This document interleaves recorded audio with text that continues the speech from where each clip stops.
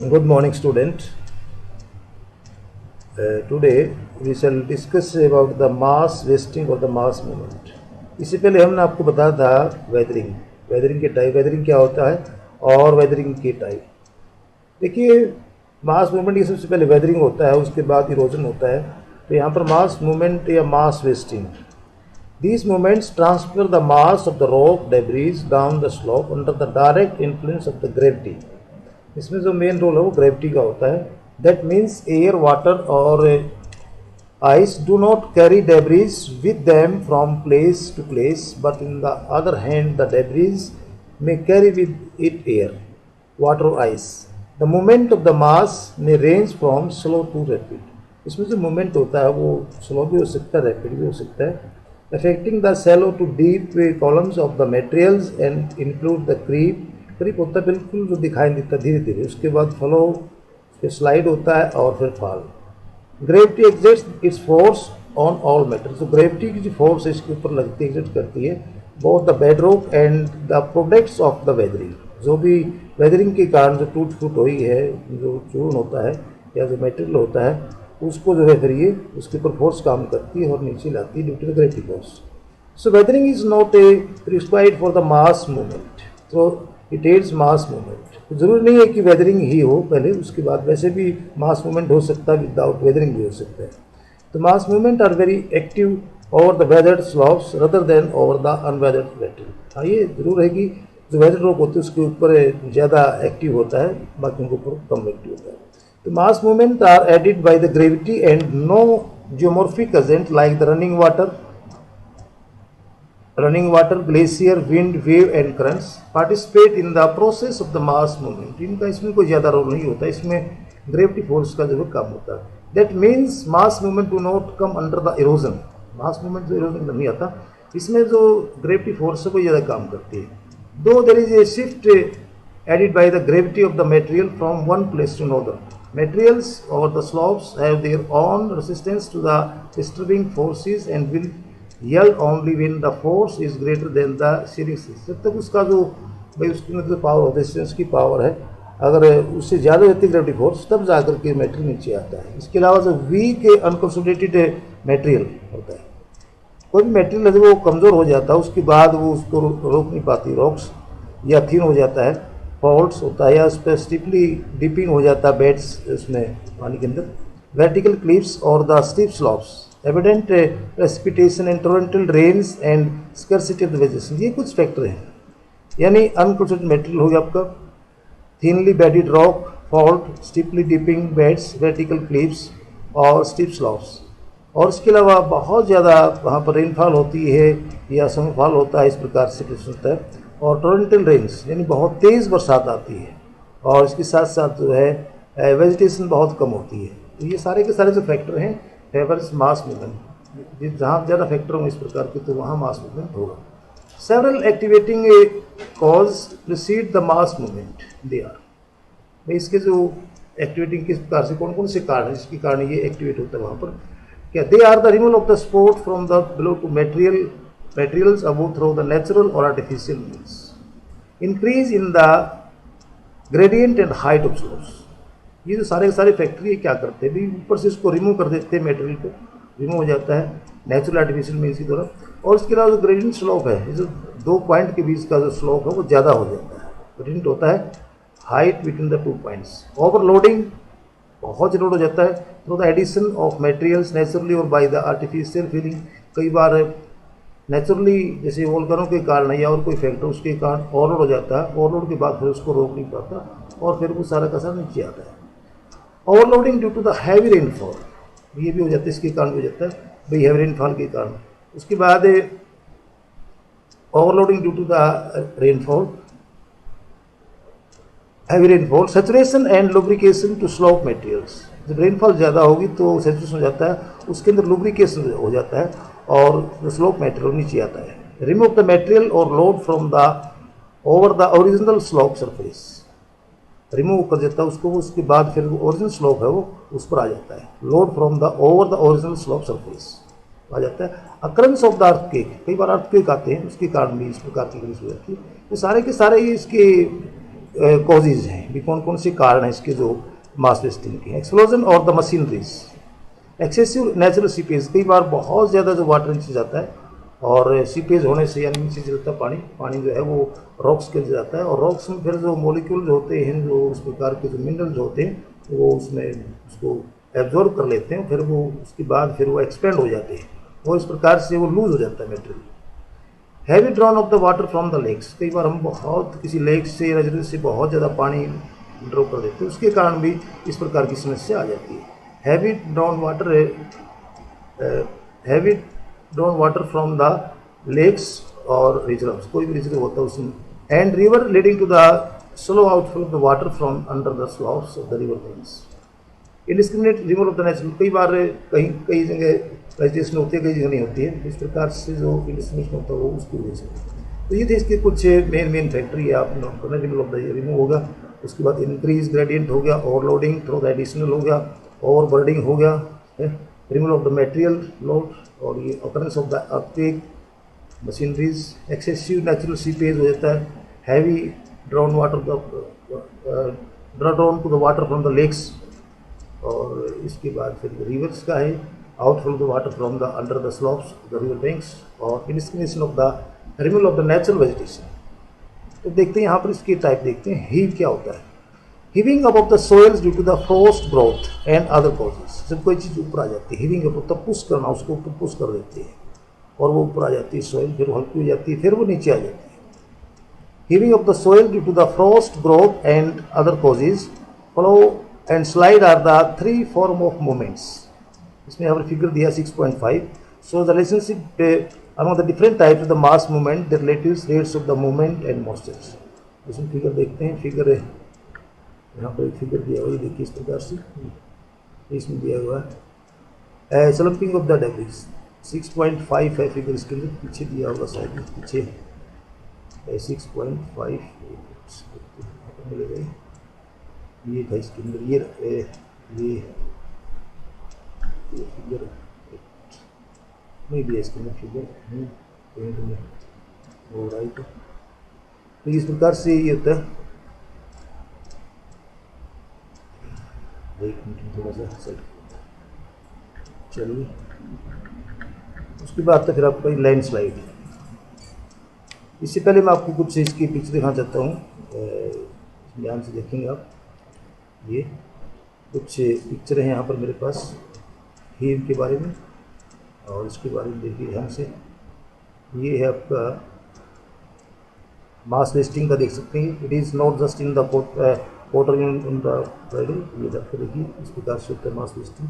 ये in order to have the mass wasting you have to mass that is the capable of the moving, this means we are talking about the slopes. Most of the land surface of the earth has some slopes to it, very few places are. देखिए shear stress हो जाता है on the slopes, is the sum total of the all those factors acting to initiate the down slope movement। shear strength कितनी हो जाती है उसके अंदर, ग्रेविटी, ये कुछ फैक्टर काम करते हैं। और देखिए यहाँ पर सबसे चीज़ वो स्लोप दिखा रखा है, यहाँ पर स्लोप किस प्रकार, slope angle are the critical to the process. देखिए the steeper the slopes the more likely material on the, ये देख सकते हैं आप इसमें किस प्रकार से, इस पर कम है, इस पर ज़्यादा, फिर इस पर ज़्यादा, तो यहाँ पर इस प्रकार से काम है। और जो मतलब हीव के बारे में देखिए, आपका heave this is generated by the repeated expansion and contraction on its slope, which has the two, इसके अंदर two origins हैं, इसके अंदर देख सकते हैं यहाँ पे। However, due to the internal cohesion होता है आपस में, उसका जो मिला होना होता है cohesion, the resultant not quite as for the downslopes। Nonetheless, the net movement after each cycle down to the stone, इस प्रकार से देखिए धीरे धीरे ये फ्रॉम हाइड्रेशन हो जाता है, हाइड्रेशन एंड ड्राइंग, यानी बार बार उसके अंदर पानी जाता है और सूख जाता है और उसके बाद ये एक्सपेंडेबल हो जाता है। Slope surface expand and in the slope, बार बार से सूखता है, फिर वो गीला हो जाता है, फिर उसके ग्रेविटी फोर्स करते हुए लूज हो जाता है। इस प्रकार देखिए स्लोप के ऊपर लेयर स्लोप, ये इस प्रकार से नीचे आता है धीरे धीरे, ये इसके अंदर से दिखाया गया है, देख सकते हैं यहाँ पे। तो ये कुछ इसके अंदर है वो था, ये कुछ फिगर दिए गए, डायग्राम देख सकते हैं आप। नेचुरल ये क्रीप का दिखाया गया, net effect of is called surface creep. Creep होता है उसके अंदर बहुत कम मूवमेंट होती है, तो बहुत ही कम धीरे धीरे मूवमेंट होती है और इस प्रकार से ये चलता रहता है। ये दिखा रखा है इसमें क्रीप मूवमेंट। और ये even a gradual slope can achieve this and I go by this poles in the bend. देखिए पोल जो है किस प्रकार से जो ये बेंड हो गया, इसको बोलते हैं धीरे धीरे क्रीप। ये भी यहाँ पर इस प्रकार से करीब होगा, देख सकते हैं यहाँ पर। तो आइए चलते हैं दोबारा उसी के ऊपर चलते हैं।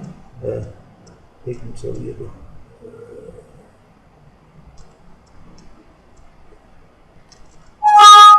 देखिए एक बार के लोग इसके अंदर रुक जो साइड में बैठे दो, रुक गया वीडियो। स्टार्ट करने का स्टार्ट। देखिए ये दब गया इसकी वाला यार, क्या था बीच में, ये दब गया था बीच में ये वाला। रिकॉर्डिंग चल रही है, रुकी चल रही है, फिर इसको ये बंद कर दो ना, ये खोल ले एक बार। हाँ चल रही है रिकॉर्डिंग, इसको बंद करो। चला थोड़ी सी डिस्टर्बेंस हो गई थी बीच में, सॉरी उसके लिए। तो यहाँ पर ये कुछ इसके मैंने आपको बताए थे कौन कौन से फैक्टर्स हैं, हीव क्या है देख सकते हैं यहाँ भी। और इसमें उसकी बात था आपको, एक सेकंड में थोड़ा सा दोबारा वहीं आ जाते हैं। landslides, these are the relatively rapid and perceptible movement, the material involved are the relatively dry। ये लैंडस्लाइडिंग आपने देखा होगा कि जो माउंटेन एरिया है वहाँ पर gravity force, the size and shape of the detached mass, उसका साइज और शेप है वो जो डिस्टर्ब हो जाता है, depends on the nature of the discontinuities in the rocks. Rocks के अंदर जो है वो डिसकंटिन्यूटीज हो जाती है जिसके कारण वो जगह छोड़ देता है। The degree of the weathering, उसके साथ साथ उसमें वेदरिंग होता रहता है, and steepness of the slope. तो इसमें देखिए आप discontinuities in the rocks, degree of the weathering, weathering की डिग्री कितनी है, कितना ज़्यादा वेदरिंग हुआ है, और उसमें स्टीपनेस कितनी है स्लोप्स की, depending upon the type of the movement of the material. Several types are identified in this. इसमें देखिए इस प्रकार से होता है, स्लम्प हो जाता है, ये देख सकते हैं आप इसमें।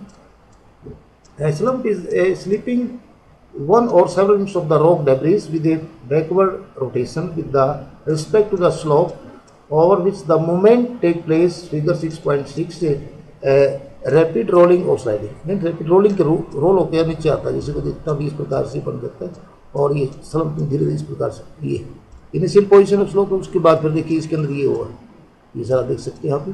और slump body showing the backward rotation में, इस प्रकार से ये घूम घूम कर नीचे आता रहता है, slumping debris with the backward rotation।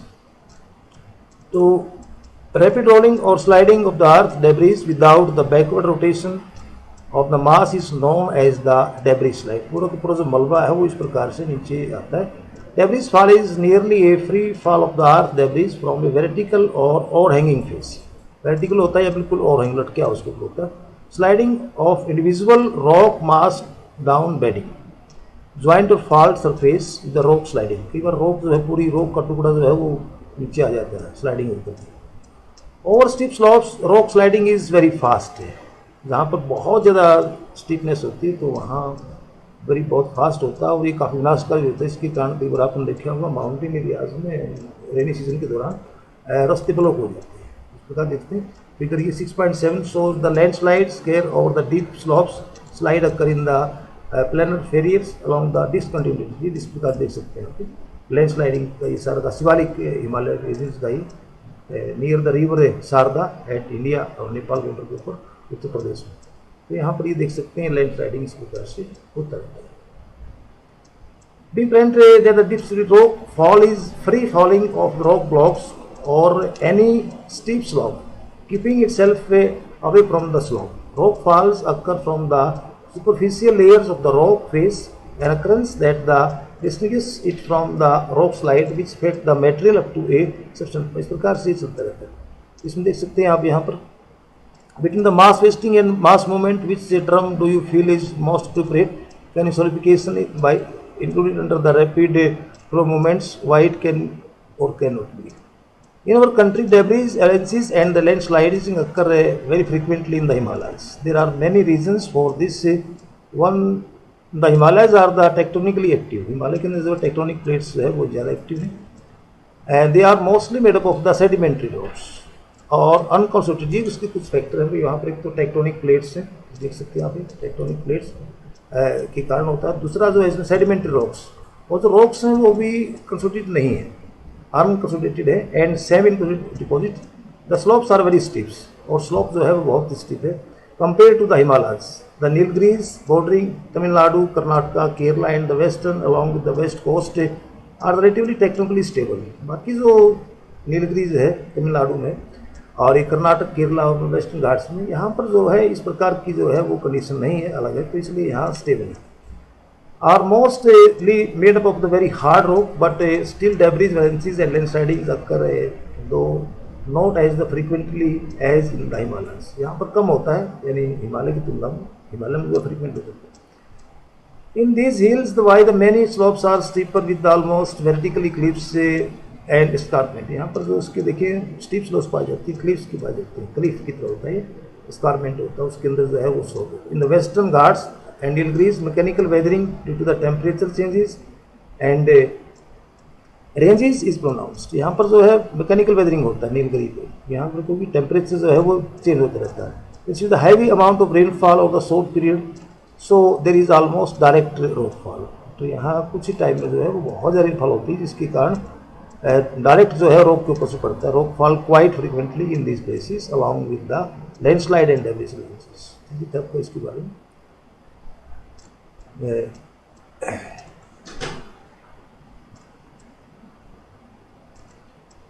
तो मैं ये दोबारा थोड़ा बताना चाहूँगा आपको रोक के बारे में। बाई रोक debris carried by the geomorphic agents also greatly in the erosion. By erosion relief degrades the landscape is on down, that means दो weathering aids erosion, it is not precondition for the erosion to take place। ये मैं थोड़ा सा अभी चला जाऊँ, erosion के बारे में बताएंगे। Erosion involves the acquisition and transportation of the rock debris. Erosion होता है जब कोई रिवर के द्वारा, विंड के द्वारा जो मेटेरियल है उसको कहीं से उठा करके रहता है। When a messy rock breaks into the smaller fragments through the weathering and any other process, erosional geomorphic agents like the running water, groundwater, glaciers, wind and wave remove and the transport it to the other places depending upon the dynamics of each of these agents। Abrasion, abrasion होता है आपस में उनका जो है घिस जाते हैं बड़े आपस में जो है, मतलब ये by rock debris carried by the geomorphic agents also adds the greatly in erosion। By erosion relief degrades, that is the landscape is worn down, that means though weathering aids erosion, it is not a precondition for the erosion to take place। Weathering, mass wasting and erosion are degradation process. ये सारी की सारी जो degradation करती है, weathering के कारण भी होता है, उसके बाद मास वेस्टिंग होता है, इरोजन होता है। It is erosion that is largely responsible for the continuous changes that the earth surface is undergoing. As indicated in figure 6.1, the denudation process like the erosion and the transportation are controlled by the kinetic energy. चल दिखा दो मैं आपको figure. The erosion and the transportation of each material is brought about by wind, running water, glaciers, wave and groundwater। Of these three agents are controlled by the climatic condition। ये तीनों जो है पहले तीन वाले जो है ये सारी की सारी क्लाइमेटिक कंडीशन के द्वारा कंट्रोल की जाती है। Glacier and groundwater of these of the first three agents controlled by the climatic condition, they represents the three states of matter: gases, wind, liquid, running water और solid gases। Can you compare the three climatically controlled agents? बिल्कुल ये climate होते हैं, जैसे river है या glacier है या विंड है, ये सारे के सारे जो है क्लाइमेट कंडीशन की। The work of the other two agents of the erosion, wave and ground water. जो वेव होती है वैसे तो उसमें भी क्लाइमेट का रोल होता है, लेकिन फिर भी इसके अंदर अलग होता है विंड के द्वारा। विंड सरफेस, विंड जो है वो वाटर से चलती, इसके कारण वेव होती है। And ground water is not the control by the climatics. In case of the wave, it is the location along the interface of the litho होता है अर्थ का, and hydrosphere, coastal region, coastal areas के जैसे wave टकराती है तो उसको काट देती है, इरोजन करती है, ट्रांसपोर्ट करती है, डिपोजिशन करती है। That will determine the work of the wave, whereas the work of the groundwater is determined more by the lithological character of the region। वहाँ पर जो करेक्टर, यानी वहाँ पर जो लैंड सरफेस है किस प्रकार का, हार्ड है या सॉफ्ट है, वो किस प्रकार से कटता है। If the rock are permeables and soluble, अगर वहाँ पर पानी में जा सकता कोई रॉक है प्रीमेबल, जिसमें आसानी से जो वाटर का कुछ होता है उसको बोलते हैं permeables. And the water is available only then the karst topography. इसलिए देखते हैं कास्ट टोपोग्राफी में वहाँ पर आसानी से जाता है पानी और उसके अंदर सिंक होल बन जाते हैं, फिर और बड़े होल जाते हैं, और कई प्रकार की जो है लैंडफॉर्म, ये कास्ट टोपोग्राफी होती है। इसमें लाइमस्टोन एरियाज में खास करके in the next chapter we shall भी आगे पढ़ेंगे इसमें लैंडफॉर्म के बारे में, आपके सिलेबस में ये की बात नहीं है। Deposition is a consistence of the erosion. Erosion होगा तो डिपोजिशन भी होगा, यानी जहाँ से मटेरियल को बाहर के लाएगी कहीं ना कहीं उसको जमा करेगी। इरोजनल एजेंट्स से loose their velocity and hence energy on the gentle slopes and the materials carried by them start to settle. जहाँ भी स्लोप कम हो जाता है, स्लोप कम होने से जैसे रिवर है तो रिवर के साथ जो मेटल आता है, जैसे ये प्लेन में आती है तो उसकी जो स्पीड है वो कम हो जाती है, स्लोप कम होगा स्पीड कम हो जाती है, फिर वहाँ पर वो सारा का सारा मेटेरियल जो है सेटल हो जाता है। और इस प्रकार से जैसे फर्न प्लेन बनाती है और भी कई प्रकार के मिनरल्स बनाती है, कई प्रकार की लैंडफॉर्म बनाती है। In other words the deposition is not actually the work of any agent. The coarser material get deposited first and fine ones later. जो पहले मोटा मटेरियल होता है, जो कोर्स होता है वो डिपोजिट होता है, उसके बाद फिर फाइन धीरे धीरे इस प्रकार से सेटल होते रहता है। By deposition depressions get filled, और जितने भी इस प्रकार के डिप्रेशन है वो फिल्ड अप हो जाते हैं। द सेम इरोजनल एजेंट्स से running water, glacier, wind, wave and ground water act as aggradational और डिपोजिशनल एजेंट आल्सो। सारे एग्रीडेशन का काम करते हैं। एग्रीडेशन होता है उसमें उसको बढ़ा देना, ऊपर करना, उसको डिपोजिशन जमा करना, एक ही चीज़ है। What happens to the surface of the earth due to the erosion and deposition is elaborated. इसके कारण क्या होता है, क्या क्या घटना हो सकती है। In the next chapter on the landform and their evolution, इसके बारे में आगे पढ़ेंगे। ये था कुछ इसके बारे में। इसमें पीछे मुझे लगता है कुछ रह गया आपका, मैं देखता हूँ पीछे शायद इसमें नहीं है। इसमें आपको बताया, मैं इसमें कुछ लिखना चाहूँगा। क्रीप के बारे में होता है, ये सारा का सारा देखिए, डेब्रिस स्लाइड होता है, ये सारे के सारे मास वेस्टिंग में आ जाता है। हीव है, क्रीप है, स्लम्प है, ये इसकी एक्टिविटीज़ है। और उसके कारण कुछ लैंडफॉर्म मैं आपको दिखाना चाहूँगा यहाँ पर। ये इसके अंदर है, ये मैं आपको दिखाता है जैसे तो हीव के किस प्रकार से काम करता है। और ये क्रीप हो गई, देख सकते हैं आप भी। और ये भी क्रीप है, ये सारे के सारे क्रीप के एग्जाम्पल है। बड़े अच्छे फोटो उसमें दिए गए, ये 1923 का ही। आगे भी कुछ देख सकते हैं इसमें मिलेगा आपको, ये देख सकते हैं इसमें। ये देखिए आपका की in this failure was the surface heave in the overlaying trough, the down slope movement what was pushed the wall cover. इस प्रकार से इसको पुश किए गए। Another product of this is the features called the terracettes, these are the result of the surface creep. ये देखिए sir, creep की कारण होगा ऐसा, ये भी क्रीप की कारण होगा। और ये देख सकते हैं अभी on the hill side the outside photo Ecuador's again a product of the expandable. ये देखिए किस प्रकार से जो है ये एक्सपेंडेबल होते रहते हैं और टूटते रहते हैं, ये देख सकते हैं। ये इसमें लास्ट दिखा वेस्टिंग किस प्रकार से देख सकते हैं। ये land sliding in the site the 2010 का फोटो है। 4 people died when this event destroyed their homes। ये देखिए इस प्रकार से इसमें लैंड स्लाइडिंग होता है। मोर ड्रामेटिक के मासी इसके अंदर बहुत ज़्यादा जो है वो प्रकार से आया। ये थी इसकी कुछ वो देख सकते हैं अभी मास वेस्टिंग। मैं ये दिखाना चाहूँगा आपको कुछ वेदरिंग का था। ये साल्ट वेदरिंग देखिए किस प्रकार से, ये पहले कैसा था, उसके बाद किस प्रकार से 1930 1950 इस प्रकार से चेंज होगा इसके अंदर धीरे धीरे इसके। और यहाँ पर भी आप देख सकते हैं फिर ये इसका सरफेस, ये मास वेस्टिंग घर का process, weathering process and mass wasting. Surface से ये देखिए सारा का सारा किस प्रकार से होगा। Damage to the side walk from the winter ice, ही भी कान के विंटर। और ये देख सकते हैं ice wedging damage to the concrete sports for the steps outside the mud buildings. इसके केमिकल वेदरिंग, ये कुछ इसके वो थे। इसमें 2-3 चीज़ें मेरे ख्याल से इसमें नहीं दी गई है, मैं होना चाहिए सिलेबस में।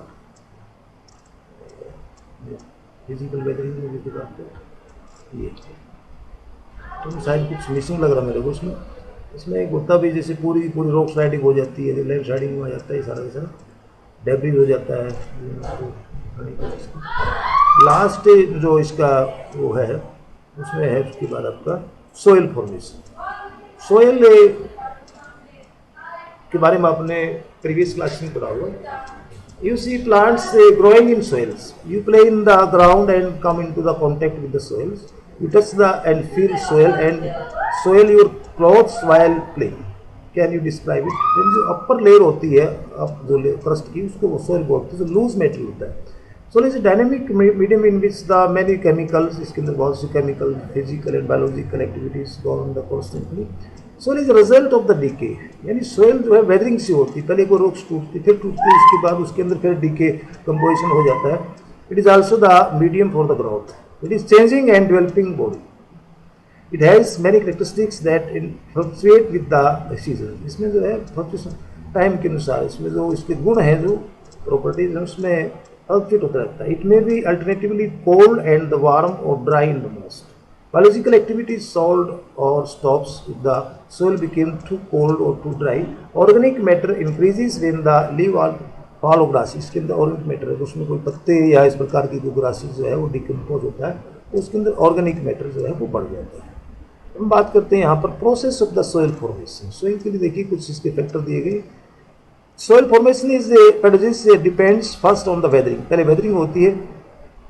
It is this weathering mental depth of the weathered material which is the basic input for soil to form.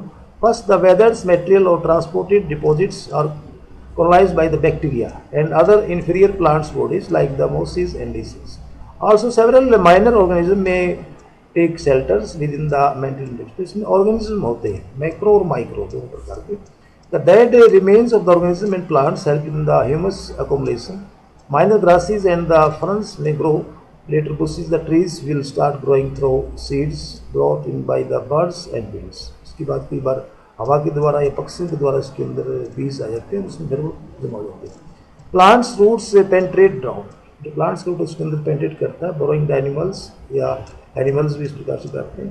Particles mass of the materials became the pores और sponge like the with the capacity to retain the water, उसके अंदर spores हो जाते हैं, जिससे sponge होता है उस प्रकार से वाटर रिटेन करता है। And permit the passage of the air and finally A mature soil a complex mixture of the mineral and organic product forms. इस प्रकार से सोइल का निर्माण होता है। ये कुछ फैक्टर्स। इसके अलावा इसमें कुछ फैक्टर दिए गए, कौन कौन से इसके बेसिक फैक्टर हैं।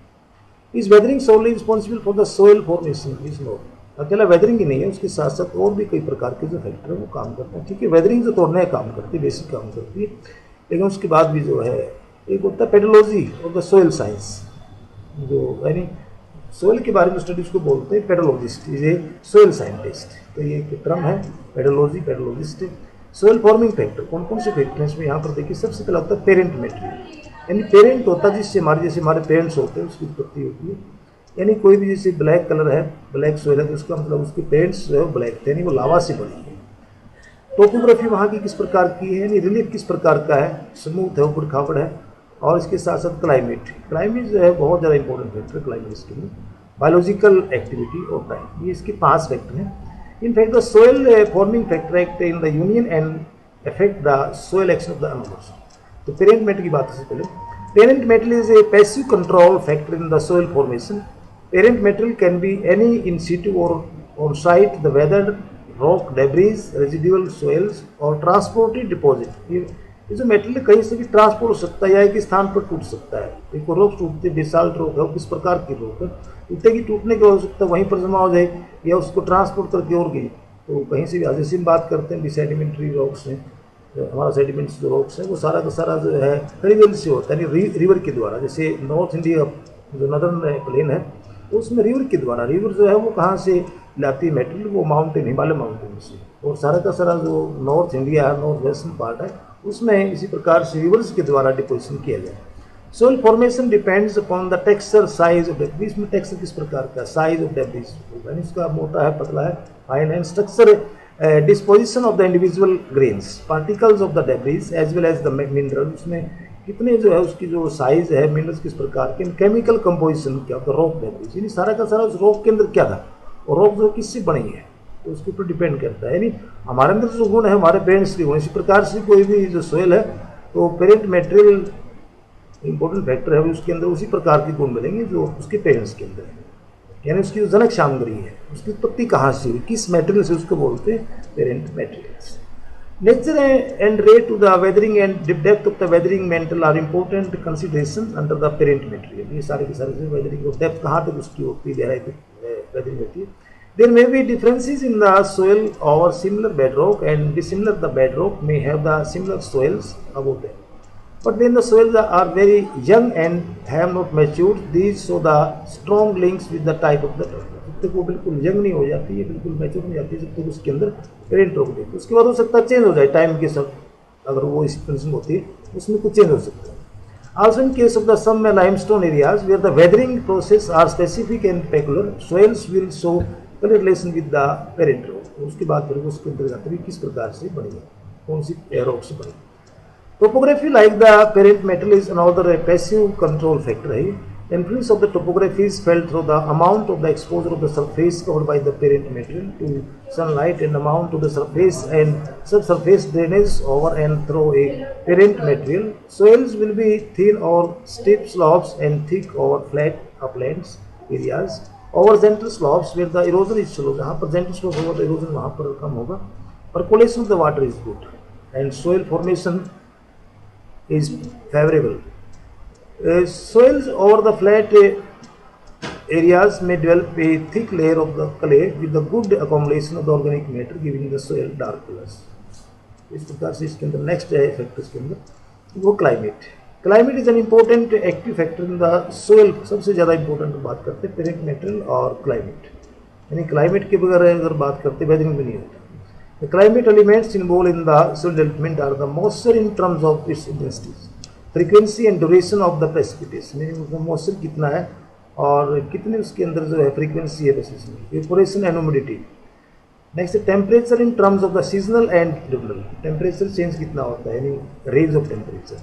Precipitation gives soil is the moisture content which make the chemical and biological activities possible. Excess of the water help in the downward transportation of soil components through the soil elevations and deposits the same down below the elevations. इस प्रकार से भी climate के कारण जो है वो किस प्रकार से उसके अंदर मॉइस्चर होता है और केमिकल बायोलॉजिकल एक्टिविटीज होती हैं इस प्रकार से. In climates like the wet equatorial rainy areas with the high rainfall, not only the calcium, sodium, magnesium, potassium, etc., but also a major part of the silica is removed from the soil. Removal of silica from the soil is known as the distillation. उसके अंदर silica नहीं, उसको बोलते हैं डिसलिकेशन. In dry climates, because of the high temperature, evaporation exceeds the precipitation and hence the groundwater is brought to the surface by the capillary action. इसके अंदर जो capillary action होता है, जो साल्ट होता है ऊपर आ जाता है कैपिलरी एक्शन के द्वारा. स्पेस पे आपने देखा हो कि वो कुछ एरियाज के अंदर गर्मियों में होता है capillary action. And in the process the water evaporates living behind salt in the soil. Such a salt form into a crust in the soil known as the hard pan. इस प्रकार से such salt form into a crust in the soil known as the hard pan बोलते हैं. In tropical climates and the areas with the intermediate precipitation conditions, calcium carbonate nodules, the कंकर are the formed. इस प्रकार से इसमें बढ़ जाता है, कैल्शियम कार्बन ज़्यादा होता है वहाँ पर कंकर वो बढ़ जाती है. Temperature act in two ways, increasing और reducing the chemical and biological activity. Chemical activity is increase in the higher temperatures, reduce in the cooler temperatures with an exception of the carbonation and stops in freezing condition. This is why the tropical soil with the higher temperatures show the deeper profiles and the frozen tundra region soils contains the largely mechanically broken mineral. इस प्रकार से temperature का बहुत बड़ा, temperature और rainfall तो इसके element है जिसका बहुत बड़ा रोल होता है इसके अंदर. यानी उससे एक्सपेंड होती है, कहीं फ्रीजिंग होती है, कार्बोनेशन होता है. इस प्रकार की एक्टिविटी जो है वो टेम्परेचर होती है. नेक्स्ट इसके अंदर तो biological activities. The vegetative cover and the organism that occupy the parent material from the beginning and also the later stage is help in the adding the organic matter. Moisture retention, nitrogen, dead plants provide the humus, the finally the divided the organic matter. इस प्रकार से जो matter उसके अंदर होता है तो जितने भी मैक्रो माइक्रो ऑर्गेनिज्म इसके अंदर होते हैं सोइल के अंदर वो बहुत जरूरी होते हैं. of the soil. Some organic acids which from the during the humidification and the decomposition the minerals in the soil period. इस प्रकार से उसमें वो मिल जाते हैं जब उसका humidification होता है, decomposition होता है. Intensity of the bacterial activity shows the differences between the soils of cold and warm climates. Warm climate में तो इस प्रकार ज़्यादा होता है, cold में कम होते हैं. Humus accumulates in the cold climates as the bacterial growth is slow. With the undecomposed organic matter, because of the low bacterial activity, layers of the peat develop in the subarctic and the tundra climates. In the humid tropical and equatorial climate, Bacterial growth and action is intense, and that vegetation is rapidly oxides, leaving very low humus content in the soil. Further, bacteria and other soil organisms take the gaseous nitrogen from the air. क्योंकि जितने भी इसके अंदर soil के अंदर air होती है, जैसे जब हम उसको फ्लोइंग करते हैं तो उसके अंदर पोर हो जाते हैं, तो सारी की सारी जो ये नाइट्रोजन है ये एयर से लेती है, क्योंकि एयर के अंदर 78% नाइट्रोजन होता है. Further, bacteria and other soil organisms take gaseous nitrogen from the air and convert it into the chemical form that can be used by the plants. This process known as the nitrogen fixation कहते हैं इसको. Geobium, a type of the bacteria live in the root nodules of the leguminous plants. जो कुछ हमारे plants होते हैं, जैसे crop rotation करते हैं, बीच बीच में दाल की फसल लेते हैं, तो उसके अंदर नाइट्रोजन फिक्सेशन काम करते हैं. Plants and fix the nitrogen beneficial to the host plant. The influence of large animals like the ant, termites, earthworm, rodents, etc. is mechanical, but it is nevertheless important in the soil formation as very revert the soil up and down. In case of the earthworm होते हैं जो उसको churning करता रहता है, as they feed on the soil, the texture and the chemistry of the soil that comes out of there, the body changes. इस प्रकार से तो सारे के सारे जो फैक्टर्स काम करते हैं वो कितने टाइम तक काम करते हैं. टाइम जो है वो एक थर्ड इंपॉर्टेंट कंट्रोलिंग फैक्टर है. The length of the time is soil formation processes operate the determine maturation of soils and profile development. A soil became mature when all soil forming process act for the sufficiently long time. Developing a profile. Soil developing from recently deposited alluvium or the glacial till are the considering young and they exhibit no horizon or only poorly develop the horizons. No specific length of time in absolute terms can be fixed for soil to develop that nature. कोई specific time नहीं है, कई बार जल्दी हो जाते हैं, depend करता है क्लाइमेटिक कंडीशंस के ऊपर, और सारे फैक्टर्स जो है कितने टाइम तक काम करते हैं. Is it necessary to separate the process of the soil formation and soil forming control factors? तो जरूर नहीं है इसको हम अलग करें. Why are the time topography and parent matter consider as the passive control? क्योंकि इसमें इनका जब पैसिव होता है तो ज़्यादा एक्टिव नहीं होते हैं. टाइम भी इतना नहीं, टोपोग्राफी भी नहीं है, और पेरेंट मैटर जो क्लाइमेट के ऊपर डिपेंड करता है, तो जो क्लाइमेट है वो सबसे ज़्यादा इसके अंदर एक्टिव है. तो इसी के साथ ये चैप्टर खत्म होता है. इसमें कुछ एक्सरसाइज दी है, ये कर सकते हैं आप. इसमें मल्टीपल चॉइस क्वेश्चन दिए गए, और ये answer the following question 30 words, ये करें आप इसको. अगर कोई प्रॉब्लम आती है तो बीच बीच में आप मेरे से बात कर सकते हैं. तो बीच में थोड़ा डिस्टर्बेंस उसके लिए सॉरी. ओके.